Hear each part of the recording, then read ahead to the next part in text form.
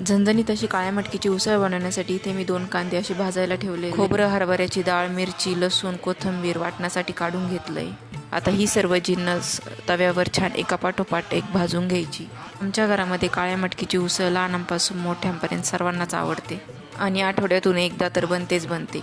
तरी ते सर्वात आधी खोबरं छान भाजून घेतलंय. त्यानंतर लसूण, मिरची, परत हरभऱ्याची डाळ सर्वच आपल्याला छानपैकी भाजून घ्यायचं. सर्वात शेवटी आपण जो कांदा भाजून घेतला होता त्याला पण छान परतून घ्यायचं. आपलं काळ्या मसाल्याचं वाटण तेलात छान परतून इथे तयार झालंय. आता हे सर्व गार झाल्यावर याला मिक्सरमधून चांगलं बारीक करून घ्यायचं.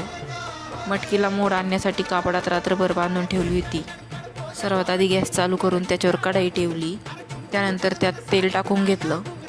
तेल चांगलं गरम होऊन दिलं. त्याच्यानंतर आपण जे वाटण तयार करून घेतलं होतं ते वाटण याच्यात घालून घ्यायचं आणि तेलात चांगलं मिक्स करून घ्यायचं.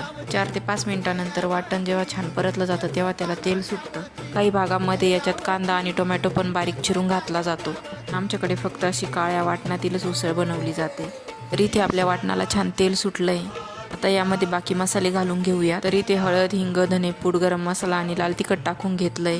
आता हे सर्व मसाले वाटणामध्ये छान मिक्स करून घ्यायचे आणि आपली मोड आलेली मटकी 1-2 पाण्याने स्वच्छ धुवून घ्यायची आणि या वाटणामध्ये टाकून घ्यायची. मटकी आणि कढईतील वाटण छान मिक्स करून घ्यायचं आणि एक जीव होईपर्यंत इथे सर्व जिन्नस मी मस्तपैकी मिक्स करून घेतली आहे. त्यानंतर आपल्याला जेवढा रस्सा हवा आहे त्यानुसार इथे गरम पाणी करून या मिश्रणात ओतून द्यायचं.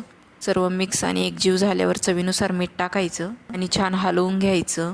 आता गॅसची फ्लेम कमी करून त्यावर झाकण ठेवून घ्यायचं. 5 ते 7 मिनिटांनी बघा इथे आपल्या मटकीला छान उकळी आली आहे. पुन्हा 1 ते 2 मिनिटासाठी छान झाकण ठेवून भाजीला चांगला कड येऊन द्यायचा. हे बघा इथे आपली काळ्या मटकीची उसळ छान रेडी झाली आहे. यासोबत खायला मी छान गरम गरम पोळ्या आणि भात पण बनवला होता आणि यामध्ये छान लिंबू पिळून भाकरी सोबत किंवा पोळी सोबत तुम्ही ही भाजी खाऊ शकता. ती लहानांपासून मोठ्यापर्यंत सर्वांना आवडेल अशी ही भाजी बनते. हे बघा इथे मी छान ताट रेडी केलं आहे. या मंडळी जेवायला. व्हिडिओ आवडला असेल तर नक्कीच लाईक, शेअर आणि सबस्क्राईब करा. पुन्हा भेटू नवीन व्हिडिओमध्ये. तोपर्यंत सर्वांना बाय बाय.